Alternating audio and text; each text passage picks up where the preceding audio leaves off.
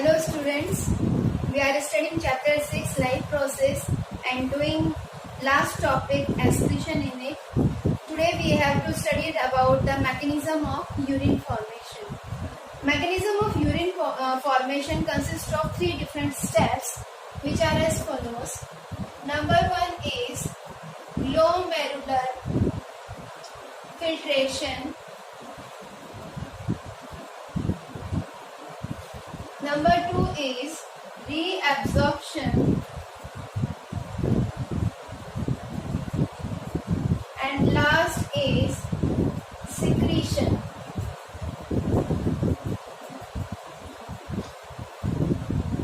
First of all, blood carrying nitrogenous waste come inside the nephron by means of renal arteriole. Renal arteriole inside the Bowman's capsule form bunch of fine capillaries which is termed as glomerulus. तो हम कहेंगे कि जो filtration का काम है ये mainly कहाँ हो रहा है? It is mainly occurs inside the glomerulus. Fine branches होने के कारण, फाइन कैपिलरीज होने के कारण जो वॉल होती है कैपिलरीज की वो हाईली परमेएबल हो जाती हैं, जिसके थ्रू जो सब्सटेंस है वो इजीली फिल्टर आउट हो जाते हैं. अगर हम बॉमन कैप्सूल का हम डायग्राम देखें तो कुछ इस तरह से ये कप लाइक स्ट्रक्चर होता है. इसका जो यहाँ वाला एरिया है, जो कॉन्टेक्ट एरिया है ग्लोमेरुलस का, यहाँ पर कुछ स्पेशलाइज्ड सेल प्रेजेंट होते हैं जिसे हम पोडोसाइट कहते हैं. ये पोडोसाइट इस तरह से होते हैं. These are the podocytes. अब इन दो पोडोसाइट्स के बीच में एक स्लिट लाइक ओपनिंग होती है ये, जिसके थ्रू जो फिल्ट्रेट है वो बॉमन्स कैप्सूल में इंटर कर जाता है. First step in glomerular filtration is that filtration occurs through 3 layers. First is endothelium of glomerular blood vessels and epithelium, or we can say epithelium of Bowman's capsule.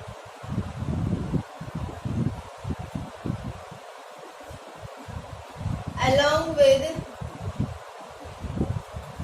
basement membrane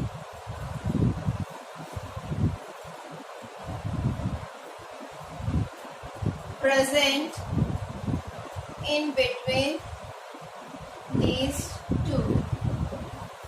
तो इस तरह से 3 layer form हो रही है. एक तो glomerular में जो कैपिलरी बन रही है उनकी, एंडोथीलियम बोमन्स कैप्सूल की जो एपिथेलियम है, और इन दोनों के बीच में एक बेसमेंट मेम्ब्रेन होती है जो एपिथेलियल टिश्यू को सपोर्ट करती है. तो इन 3 टिश्यू के थ्रू ये फिल्ट्रेशन वर्क होता है. कैसे फिल्ट्रेशन वर्क होता है? Filtration occurs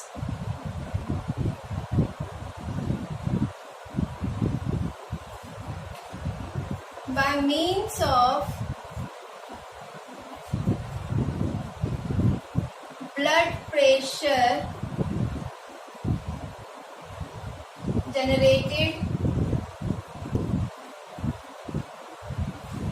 inside glomerular blood vessels.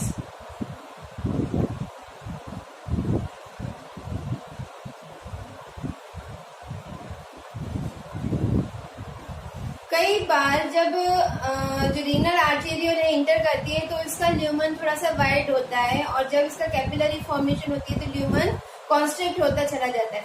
Constriction के कारण हाई ब्लड प्रेशर जनरेट होता है, और इस ब्लड प्रेशर के कारण फिल्ट्रेशन प्रोसेस होती है.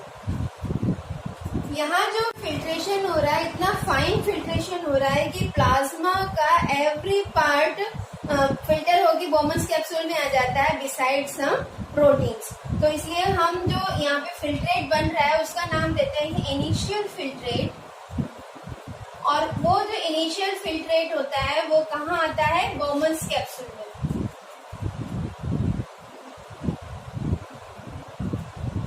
It consist of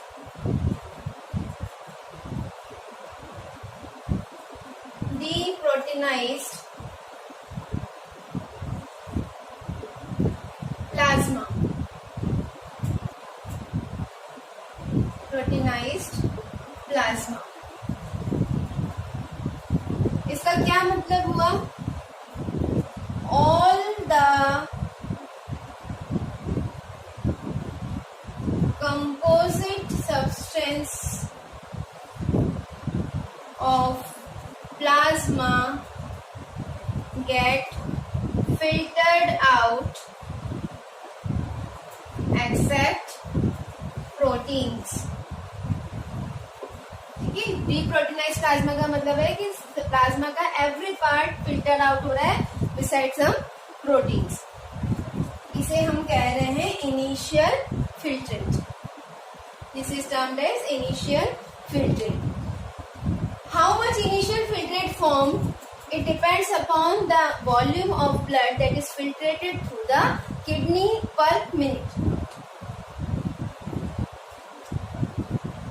About 1100 to 1200 ml of blood get filtered in kidney पर मिनट, जो कि किसके बराबर है? ये 1/5 पार्ट ऑफ ब्लड वॉल्यूम के बराबर है, जो कि हार्ट के वेंट्रिकल्स द्वारा पर मिनट पंप किया जा रहा है। ठीक है, it is equal to the 1/5 part of the blood volume that get pumped out through each ventricles, or we can say each ventricle of heart per minute। एक मिनट में जो वेंट्रिकल है वो कितना ब्लड पंप कर रहा है, उसका अगर हम 1/5 पोर्शन निकालें तो वो 1/5 पोर्शन करीबन किडनी में हर एक मिनट में फिल्टर हो रहा है। और उतना ब्लड जब फिल्टर होगा तो इनिशियल फिल्ट्रेट का जो वॉल्यूम होगा वो कितना होगा? तो इससे बनने वाला जो इनिशियल फिल्ट्रेट है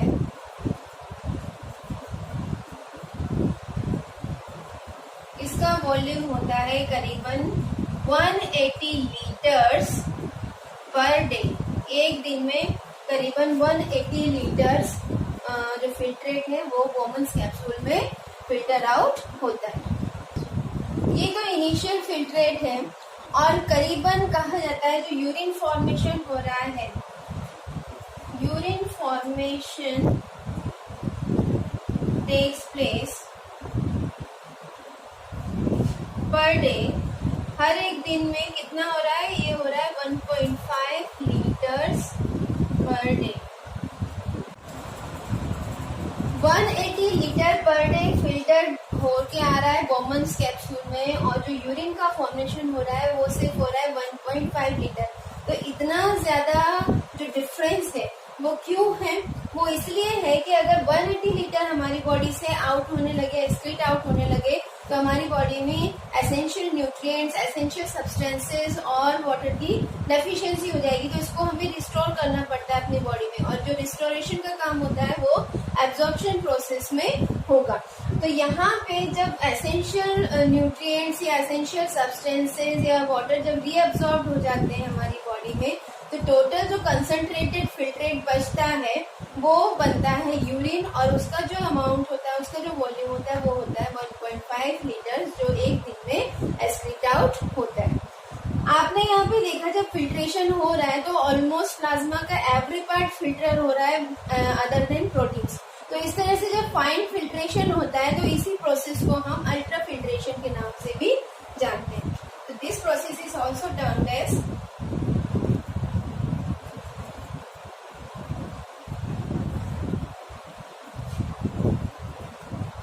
अल्ट्रा फिल्ट्रेशन।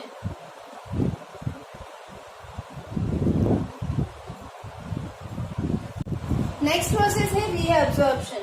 रीअब्जॉर्प्शन मतलब होता है जो भी हमारे एसेंशियल कंपोनेंट हैं प्लाज्मा के, जो बोमन्स कैप्सूल में फिल्टर आउट होके आ चुके हैं, उनका रीनल ट्यूब्यूल्स द्वारा वापस से एब्जॉर्ब कर लेना बॉडी फ्लूइड में या ब्लड में। बॉडी फ्लूइड जो है वो किडनी के मेडुलरी पार्ट में भी फिल्ड है और कॉर्टिकल पार्ट में भी फिल्ड है, जो कि एक मिडवे प्रोवाइड कर रहा है जिससे कि जो एसेंशियल सब्सटेंसेस हैं वो वापस ब्लड में रीअब्सॉर्ब हो सके। ठीक है, तो रीअब्सॉर्प्शन हम पढ़ते हैं। रीअब्सॉर्प्शन में reabsorption of essential substances occurs through renal tubules.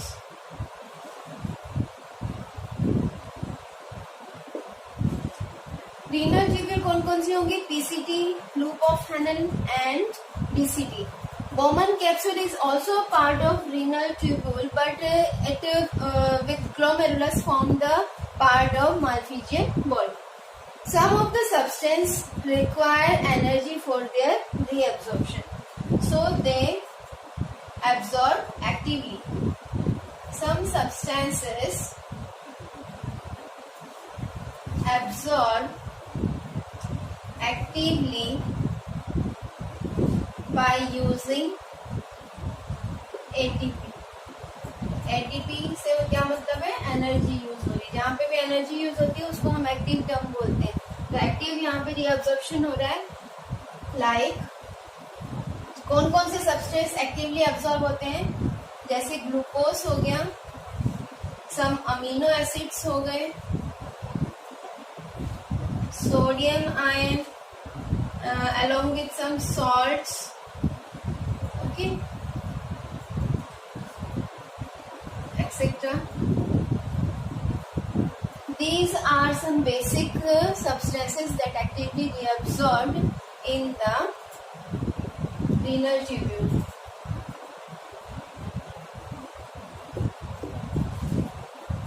Other substances like nitrogenous waste. Nitrogenous waste like some part of urea get reabsorbed into the medullary fluid. Okay, so some substance like nitrogenous waste and water get reabsorbed passively. Passively means there is no requirement of energy for their reabsorption. Approx 70 to 80% of essential substances get reabsorbed in the initial part of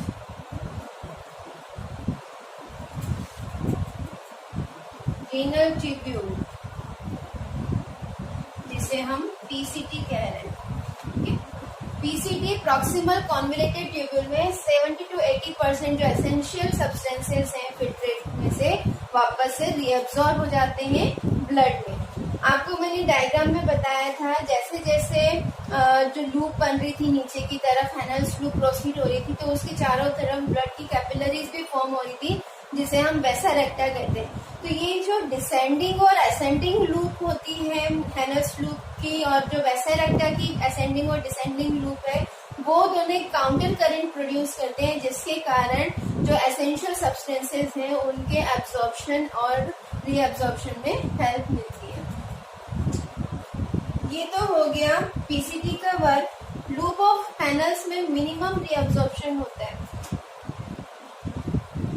loop of Henle की बात करें तो ascending link में या ascending part में minimum reabsorption होता है। Minimum reabsorption, इसका कारण क्या है? जो असेंडिंग लिम्ब है, ऊपर की ओर जो चढ़ रही है लूप ऑफ हैनल की लिम्ब, वो इम्परमिएबल है वाटर की और परमिएबल है सॉल्ट्स की।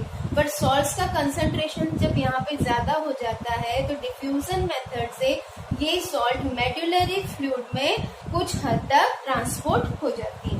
ठीक है, तो यहाँ पे वाटर का मिनिमम रीअब्जॉर्प्शन हो रहा है because this part is impermeable to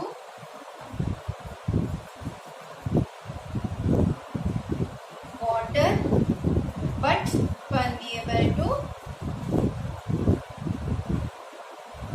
electrolytes। इसके जस्ट अपोजिट डिसेंडिंग लिम्ब की बात करें तो डिसेंडिंग लिम्ब में वाटर का एब्जॉर्प्शन हो रहा है। डिसेंडिंग लिम्ब में रीअब्जॉर्प्शन हो रहा है वाटर का। डीसीटी में मेनली वाटर का एब्जॉर्प्शन होता है पैसिवली, बट डिस्टल ट्यूब्यूल में जाते जाते सेलेक्टिव रीअब्जॉर्प्शन होना शुरू हो जाता है, जिसमें कुछ हद तक एनर्जी की भी रिक्वायरमेंट हो जाती है।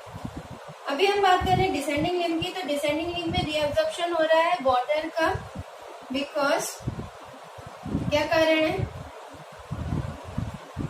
It is permeable to water. यहाँ से वाटर पास हो सकता है, परमिएबल है बट इम्परमिएबल टू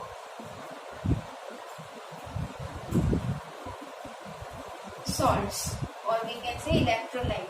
अब इलेक्ट्रोलाइट के लिए इम्परमिएबल है, वाटर इसमें से निकल सकता है, तो यहाँ इस जगह पे जो फिल्टर प्रेजेंट होगा वो हाइपरटोनिक नेचर का होगा, मतलब सॉल्वेंट का अमाउंट कम होगा और इलेक्ट्रोलाइट का अमाउंट ज्यादा होगा। जैसे ही वो असेंडिंग लिम्ब में पहुंचेगा तो कंसंट्रेटेड फॉर्म में पहुंच जाएगा, हाइपरटोनिक फॉर्म में पहुंच जाएगा और हाई इलेक्ट्रोलाइट कंसंट्रेशन होने के कारण जो इलेक्ट्रोलाइट का डिफ्यूजन है वो मेडुलरी फ्लूइड में आ जाएगा, जिसके कारण जो फिल्ट्रेट होगा उसमें अब वाटर का कंटेंट ज्यादा हो जाएगा। तो इसका मतलब जो फिल्ट्रेट होगा वो थोड़ा सा डाइल्यूट होगा और डाइल्यूट फॉर्म में फिर ऊपर डीसीटी में प्रोसीड ऑन होगा। तो डीसीटी में जो फिल्ट्रेट पहुंचेगा वो कैसा पहुंचेगा, थोड़ा सा डाइल्यूट फॉर्म में पहुंचेगा, जिसके बाद वाटर का अगेन से रीअब्जॉर्प्शन डीसीटी में होगा। डीसीटी में रीअब्जॉर्प्शन हो रहा है और यहाँ कहेंगे हम सेलेक्टिव रीअब्जॉर्प्शन होगा। Selective reabsorption of water taking place which depends upon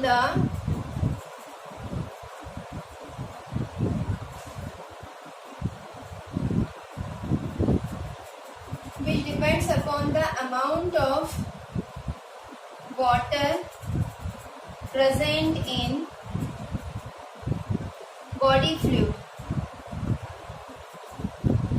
हमारी बॉडी में, ब्लड में या बॉडी के डिफरेंट पार्ट में जो फ्लूइड प्रेजेंट है उसमें वाटर का कंसंट्रेशन कैसा है, उस पर यहाँ पर सिलेक्टिव रीअब्जॉर्प्शन डिपेंड करेगा। अगर मान लीजिए फिल्ट्रेट में वाटर का कंसंट्रेशन ज्यादा हो गया और हमारी बॉडी में या बॉडी फ्लूइड में वाटर का कंसंट्रेशन कम हो गया, तो यहाँ पर वाटर का रीअब्जॉर्प्शन हो जाएगा ब्लड में।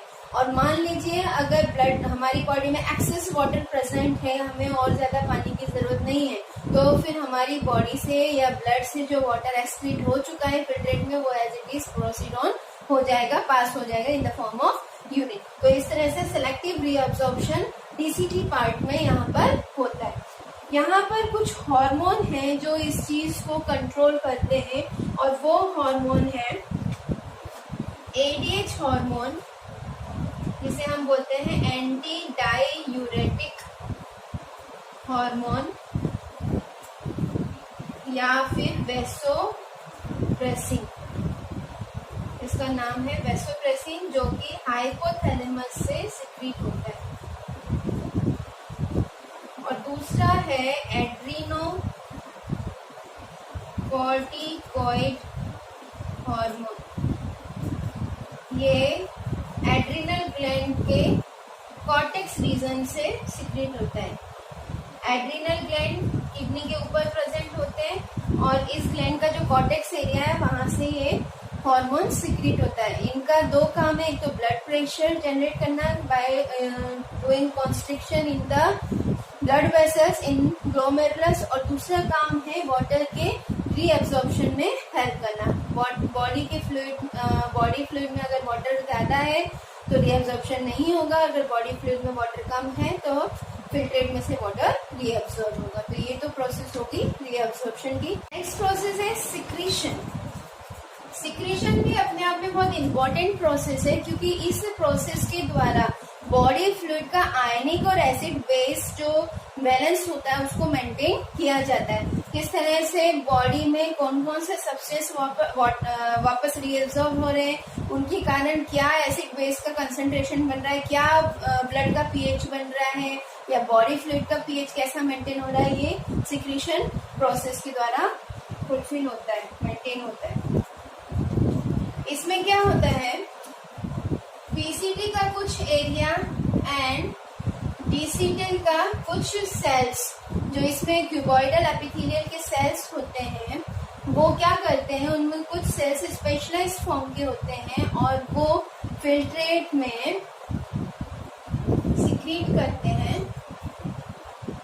Hydrogen ion, potassium ion and ammonia.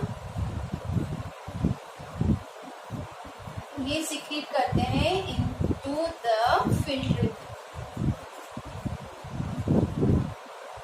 और इसके काउंटर पार्ट में क्या होता है, in turn bicarbonate ion get reabsorbed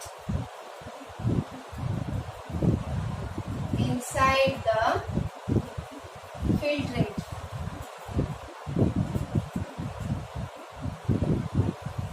This process helps in maintaining pH, we can say this acid base balance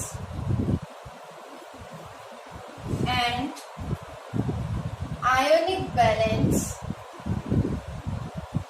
of body fluid. हमारी body के fluid में pH maintenance का काम हो रहा है, एसिड बेस जिसे हम कह रहे हैं, और आयनिक बैलेंस का काम हो रहा है, जिसके through transfer of substance occur करता है inside and outside to the cell membrane. तो ये चीजें हो गई सिक्रीशन में। यहाँ इसके बाद जो यूरिन फॉर्म होगा,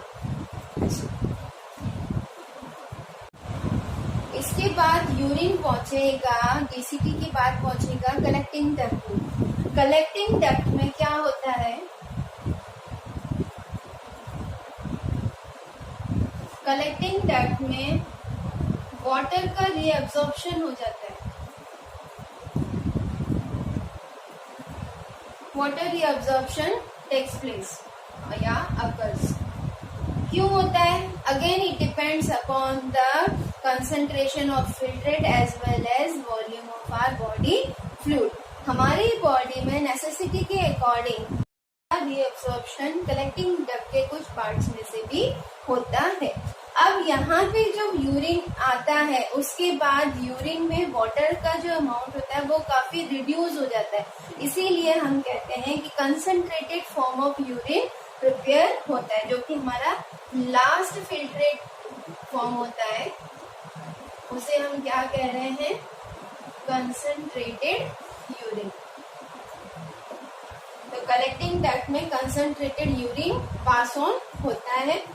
इसके अलावा अब वाटर का रीअब्सॉर्प्शन हो रहा है, तो कुछ अमाउंट ऑफ यूरिया वापस से मेडुलरी फ्लूइड में एक्सक्रीट आउट कर दिया जाता है या सिक्रीट कर दिया जाता है। तो इस तरह से यूरिया और वाटर का कंसंट्रेशन यूरिन में मेंटेन हो जाता है। कलेक्टिंग डक्ट से जब कंसंट्रेटेड यूरिन पास होता है, तो कंसंट्रेटेड यूरिन कलेक्टिंग डक्ट से पास होता है रीनल पेल्विस में। सभी नेफ्रॉन्स जो है वो अपने कलेक्टिंग डक्ट में यूरिन को कोर कर देते हैं और वहां से फिर रीनल पेल्विस में ये कलेक्टिंग डक्ट ओपन होता है। ये रीनल पेल्विस कनेक्टेड होता है यूरेटर से, तो जो यूरिन है वो फिर यूरेटर में पास ऑन हो जाता है, यूरेटर से फिर ये प्रोसीड होता है यूरिनरी ब्लैडर में। अब यूरिनरी ब्लैडर के बाद ये यूरेथ्रा के थ्रू एक्सक्रीट आउट हो जाता है। ठीक है, यूरिनरी ब्लैडर क्या होता है? यूरिनरी ब्लैडर एक मस्कुलर स्ट्रक्चर है, it is highly muscular bag like structure. अब मस्कुलर है तो कॉन्ट्रेक्शन और रिलैक्सेशन वर्क तो इसमें होगा ही होगा, साथ ही साथ it is controlled by CNS, central nervous system. Due to CNS control जो मिक्चुरेशन है, यूरिनेशन है, उसको हम कंट्रोल कर सकते हैं। The process of removing